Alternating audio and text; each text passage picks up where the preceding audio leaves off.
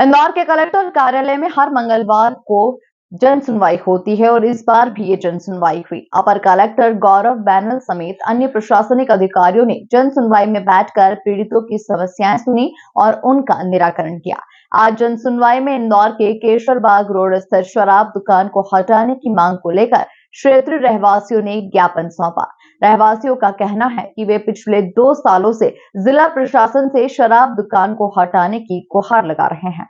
जन सुनवाई में जवाहर टेकरी शांतिनगर के रहवासी भी पहुंचे। शिकायत में उन्होंने बताया कि हमारी कॉलोनी में एक साइट पर दया नाम का व्यक्ति कॉलोनी काट रहा है। कॉलोनाइजर व एक वकील कॉलोनी में आकर मोहल्ले की महिलाओं को डराते धमकाते हैं। बदमाश रिवॉल्वर लेकर आते हैं और गाली गलौज कर जान से मारने की धमकी देते हैं। इतना ही नहीं, बुलडोजर से कॉलोनी के मकान तोड़ने की धमकी भी दी जाती है। रहवासियों ने बदमाशों पर कार्रवाई करने की मांग की है। खेत बेचता है तो वो कॉलोनी बन रही, वो कॉलोनी का नाम है दया कुमार ने ली है, इसलिए तो वो हमारी सरकार जगह में जो सरपंच ने जमीन दी थी उसमें हम मकान बना रहे। तो वो वकील नाम का है, उनका कोई उनका कार्यकर्ता, वो मकान तोड़ रहा हमारा और मारपीट कर रहा और थाने पे गया, थाने पे भी हमारी सुनवाई नहीं हुई। हमारे बच्चों को 3-3, 4-4 दिन की जेल हुई और बच्चे जेल भुगत के आए, इसलिए हम कलेक्टर ऑफिस आए। कलेक्टर ऑफिस में हमने आवेदन दिया है और लेडीज उनको मारपीट कर रहा है वो और धमका रहा हमको। का मामला है ये शांतिनगर धार रोड इंदौर, स्यासा गांव लगता है, पंचायत स्यासा लगती है और शांतिनगर लगता है, धार रोड पे आता है। क्यों परेशान कर रहा है? वो नहीं बोलता है कि जगह मेरी है, कार्यालय में मेरी जगह है और शासन की जगह है, वो ऐसे कर करके धमकाता है। और हम गरीब लोग पढ़े लिखे तो है नहीं, तो वो हमको धमका के कागज बताता है और हमारे पास से कागज मांगता है और पट्टे मांगते थे। इसलिए हम यहाँ आए कि हमको कुछ भी सबूत दो तो हम किसी को भी बता सकते हैं। कितने लोग परेशान हो रहे हैं इससे हम कम से कम 1200 मनक है, 1200 मनक की बस्ती है। इसलिए हम यहाँ आए कि हमको कुछ भी सबूत दो तो हम किसी को भी बता सकते हैं। हमारे पास सबूत नहीं है, तो वो बोलता है कि सबूत बताओ, तो हम कहाँ से सबूत ला के दे उसको। इसलिए हम यहाँ आए। पंचायत में गए तो पंचायत में भी नहीं सुनवाई हो रही हमारी, कहाँ भी सुनवाई नहीं हो रही है। इसलिए हम कलेक्टर ऑफिस आए कि यहाँ सुनवाई करें। हमारी हमें इंसाफ चाहिए। क्या मांग? उसने वकील ने मारा, झोपड़ी बना रहे थे तो वकील ने मारा है, हमें न्याय चाहिए। हम थाने में गए थे, हमारी रिपोर्ट नहीं उनने लिखी, ऊपर से हमारे ऊपर केस कर दिया। वकील ने हमें मारा, बंदूक की धमकी दी, इसलिए हमें न्याय चाहिए। हमारे 4-5 जने बिना कसूर के अंदर पुलिस वालों ने रख लिया। हमारी कोई सुनाई नहीं गई चंदननगर थाने में, ने जेल में कोई ने सुनाई नहीं की। हमें न्याय चाहिए। हमारी रिपोर्ट दर्ज करने, हमें उसने मारा वकील ने।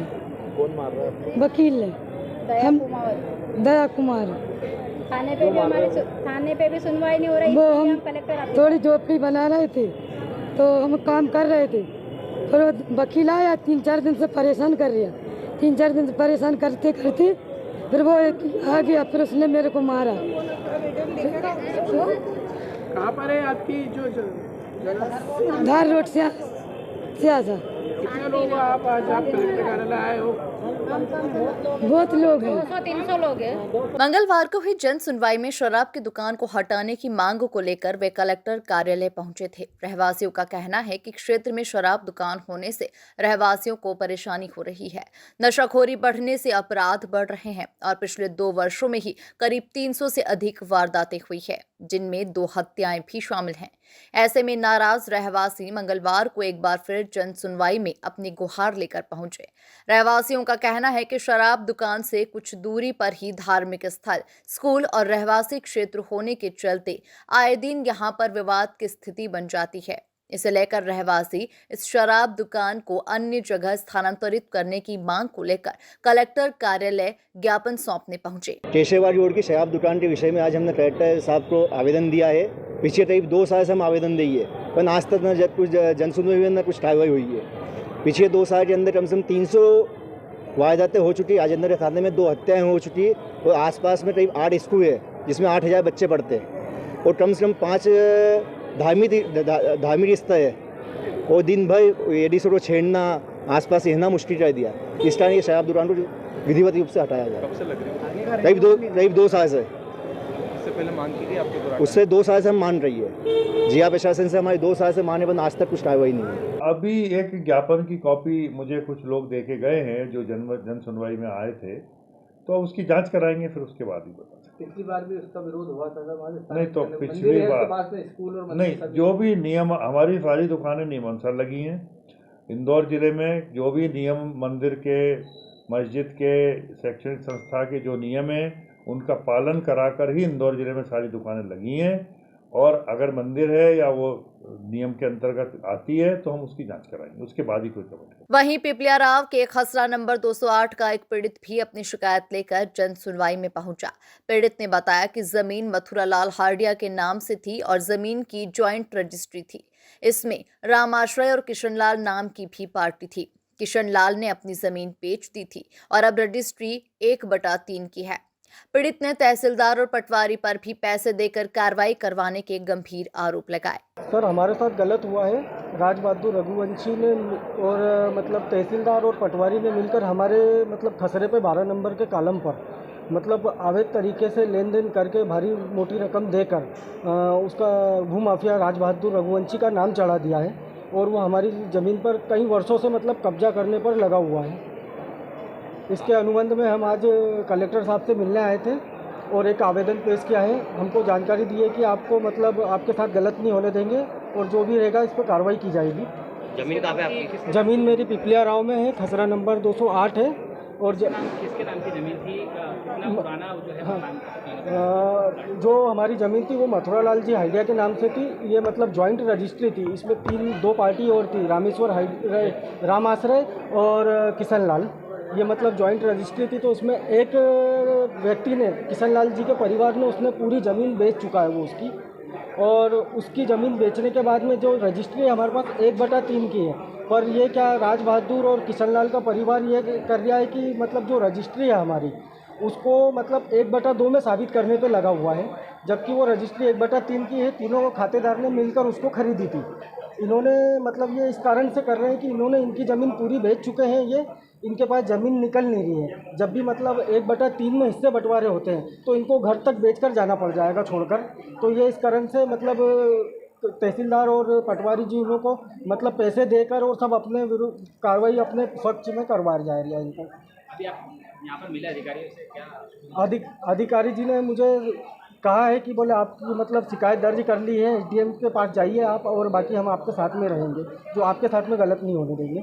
और ये राज बहादुर रघुवंशी है, ये जान से मारने की धमकी देता है, गाली गलौज करता है घर पर आकर और अवैध कब्जा करने का निर्माण करता है। और हम लोग थाने पर जाते हैं तो हमारी कार्रवाई नहीं होती और उल्टा हमको ये बोला जाता है कि अगर आपने आवाज़ निकाली तो आपको 151 की धारा में अंदर बिठा दिया जाएगा।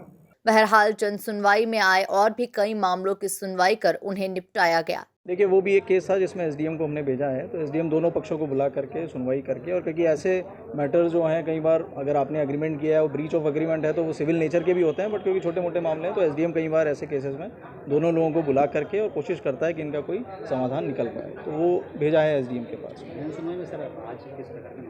देखिए, ओवरऑल जैसा हर बार जन सुनवाई में सभी विभागों के आवेदन आते हैं, उसी प्रकार से इस बार भी कई सारे आवेदन पुलिस विभाग के या फिर राजस्व विभाग से संबंधित या 2-4 बिजली विभाग से संबंधित इस प्रकार से आए हैं। कॉलोनी के संबंधित काफ़ी मामले होते हैं, नगर निगम से संबंधित होते हैं। तो अलग अलग विभागों के आवेदन होते हैं, कई आर्थिक सहायता के भी होते हैं। तो जिनको लगता है कि आर्थिक सहायता दिया जाना अत्यंत आवश्यक है, किसी स्कीम में इसको हम कवर नहीं कर सकते हैं, तो तत्काल उसको यहाँ से कोई आर्थिक मदद भी उपलब्ध करा दी जाती है। तो उसी प्रकार से हर प्रकार के आवेदन आए हैं। कुख्यात गुंडे अरुण रंगीला के खिलाफ भी कोई शिकायत है जो दुकान पे कब्जे किए जवाहर मार्ग? देखिए, गुंडे बदमाशों के जो केसेस हैं वो अमूमन पुलिस को भेज दिए जाते हैं, पुलिस उसमें कार्रवाई करती है, उन्हीं का अधिकार क्षेत्र होता है। यदि कोई ज़मीनी मामले होते हैं तो एसडीएम या अगर संबंधित कोई एजेंसी है आईडीए या नगर निगम टाइप, उनको भी इन्वॉल्व करते हैं। देखिए, राजस्व के कई सारे मामले आए हैं, ऐसा ये जो आप बता रहे हैं इस तरह का भी मामला होगा। ऐसे केसेस में हम लोग एसडीएम को भेजते हैं और अगर बहुत ही अर्जेंट नेचर का होता है तो फ़ोन करके भी बताते हैं और एसडीएम उसमें जो यथासंभव कार्रवाई होती है वो करते हैं। तो इस केस में भी आप जैसे बता रहे हो, अगर ऐसी कोई पाई जाती है गड़बड़ी तो निश्चित रूप से उसमें कार्रवाई करेंगे, एसडीएम साहब करेंगे जांच उसमें। देखिए, जैसा मैंने बताया कि ऐसे मामलों में हम एसडीएम को और कॉलोनी सेल दोनों ही मिलकर इसमें कार्रवाई करते हैं, तो इसमें भी उसी प्रकार से कार्रवाई करेंगे। टीचिंग ग्राउंड के लिए भी शिकायत करना उसको ये बिल्कुल अब इसको ज़िला पंचायत से हम लोग चेक करा रहे हैं कि जहाँ पे वो लोग बनाना चाह रहे हैं उसका किस कारण से अपोजिशन है। वही ऐसी किसी जगह पे नहीं बनता है जहाँ पर के रहवासियों को दिक्कत हो, वो ऐसी जगह बनता है जहाँ से किसी को कोई समस्या न हो। तो वो ज़िला पंचायत और जनपद मिलकर कोऑर्डिनेट करके और उसका समाधान निकालेंगे। इंदौर से द नेशन टाइम्स की रिपोर्ट।